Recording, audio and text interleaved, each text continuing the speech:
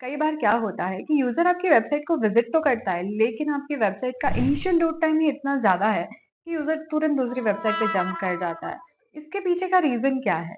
हमें ऑलरेडी पता है कि जब भी कोई वेबसाइट लोड होती है तो सबसे पहले HTML, CSS और जावास्क्रिप्ट फाइल लोड होती है। रिएक्ट में डिफ़ॉल्ट क्या होता है कि जब भी आप बिल्ड बनाते हो तो सारा बंडल एक ही फाइल में जाके स्टोर होता है। तो जब भी यूज़र इनिशियल लोड करेगा वो एक फाइल लोड होती है और उसके अंदर दुनिया भर का डेटा है। फॉर एग्ज़ाम्पल आपके पास एक सेटिंग्स का पेज है, लेकिन ज़रूरी नहीं कि यूज़र हर बार वो पेज विज़िट करे, हर बार जाके सेटिंग्स चेंज करे।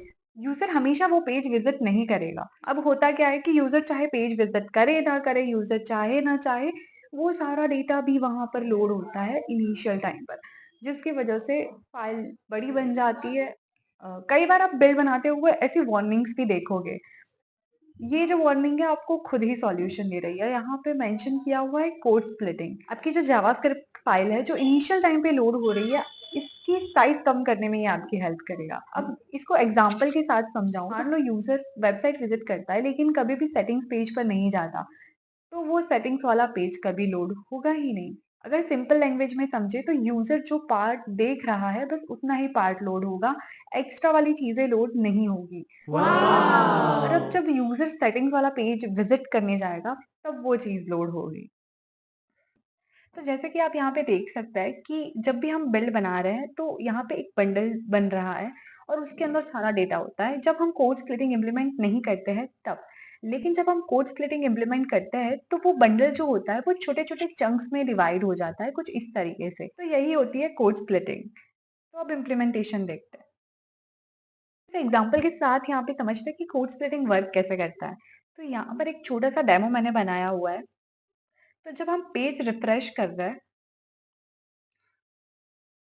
तो हमारे पास यहाँ पे बहुत सारे कंपोनेंट्स हैं, अबाउट, सर्विस, डैशबोर्ड, प्रोफाइल, सब ये जितने भी पेजेस यहाँ पर है वो सब लोड हो रहा है, जबकि हमने उसको विजिट तक नहीं किया या फिर हमें उसकी जरूरत ही नहीं थी। हो सकता है मैं कभी कॉन्टेक्ट पेज पे जाऊं ही ना। लेकिन यहाँ पे VS कोड में अगर आप देखेंगे मेरे पास एक हैवी कंपोनेंट है जो मैं अभी लोड नहीं कर रही। मैं चाहती हूँ कि यूजर जब भी ये होम पेज वाले बटन पे क्लिक करे तभी वो लोड हो।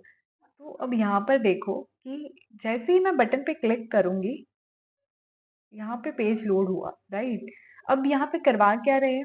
तो अगर आप कोड में देखोगे सिंपली तो ऑन बटन क्लिक मैं ये फंक्शन कॉल कर रही हूँ और इस फंक्शन के कॉल पे हम यहाँ पे क्या कर रहे हैं कि जस्ट एक मॉड्यूल इंपोर्ट कर रहे हैं अवेट के साथ।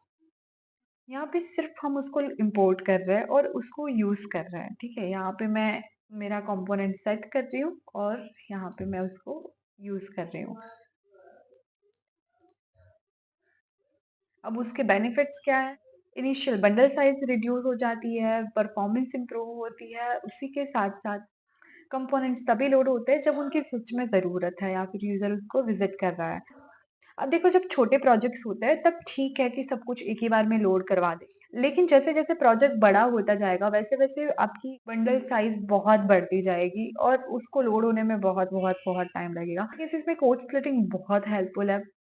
बंडल साइज बहुत हद तक रिड्यूस हो जाती है। यहाँ पे जो कोड स्प्लिटिंग हमने इम्प्लीमेंट करी है वो कंपोनेंट लेवल की कोड स्प्लिटिंग थी।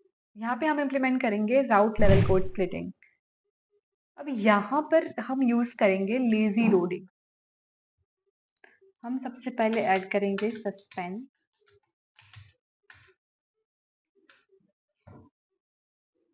अब सस्पेंस के साथ हमें जरूरत पड़ेगी लेजी की। लेजी को मूव कर देंगे हम ऊपर। अब देखो होम पेज जो है हमारा वो इनिशियल टाइम पे लोड होना ही होना है तो वहाँ जरूरत नहीं है, तो हम उसको स्किप कर देते हैं और यहाँ पे अबाउट पेज पे ऐड करते हैं कुछ इस तरीके से। हम सबसे पहले लेजी लिखेंगे और वो लेता है एक एरो फंक्शन, तो उसमें पास करेंगे एक एरो फंक्शन और जस्ट इंपोर्ट कीवर्ड और यहाँ मतलब हमारा जो भी पाथ है यहाँ पे वो हम अभी कमेंट कर देते हैं। तो देखो अबाउट पेज अब वहाँ पे इनिशियल टाइम पे लोड नहीं होना चाहिए। सेम चीज हम सर्विसेज वगैरह के साथ भी कर देते हैं यहाँ पे।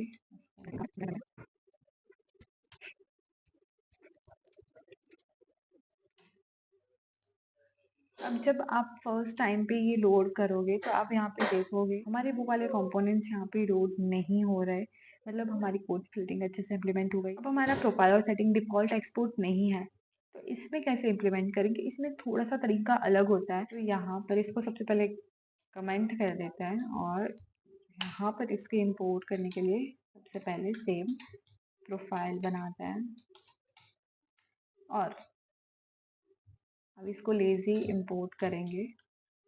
सेम तरीका होता है, बस यहाँ पे पहले उसको तो नॉर्मली हमने कर लिया इंपोर्ट सेम वे।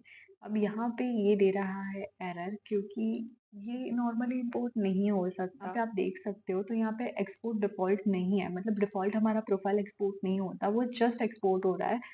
अगर आप इसको कंपेयर करोगे डैशबोर्ड से, वो देखो डैशबोर्ड हमारा डिफॉल्ट एक्सपोर्ट हो रहा है, ठीक है। तो वो चीज़ यहाँ पे काम नहीं करेगी, तो हमें यहाँ पे क्या करना पड़ेगा, नॉर्मल तरीके से इसको फिर से इंपोर्ट कर लिया और डॉट डन करके, ये है हमारी सिंटेक्स, हमें पास करना है मॉड्यूल और ये एक एरो फंक्शन है और यहाँ पर हम इसको कुछ इस तरीके से डिफॉल्ट पास करेंगे और मॉड्यूल डॉट हमारी प्रोफाइल तरीके से इंपोर्ट किया जाता है ऐसे कंपोनेंट्स जो कि डिफॉल्ट एक्सपोर्ट नहीं है। अब चेक करते हैं कि हमारा प्रोफाइल वाला पेज आ रहा है कि नहीं। तो देखो हमारा प्रोफाइल वाला पेज भी यहाँ पर नहीं दिख रहा है, यहाँ से हट चुका है। तो ये हमने इम्प्लीमेंट करी है राउट लेवल की कोड स्प्लिटिंग। यहाँ पे हमने दो टाइप की कोड स्प्लिटिंग इम्प्लीमेंट करी है। कंपोनेंट लेवल जो हमने हैवी कंपोनेंट लोड किया था वो component level code splitting. Second हमने राउट्स पे कोड स्प्लिटिंग ऐड करी तो वो होगी राउट लेवल कोड स्प्लिटिंग। तो अब आपको पता है कि आपकी वेबसाइट का इनिशियल लोड टाइम आपको कैसे कम करना है। ऐसी ही ऑप्टिमाइजेशन ट्रिक्स के लिए फॉलो करें। Thanks for watching, see you in the next video.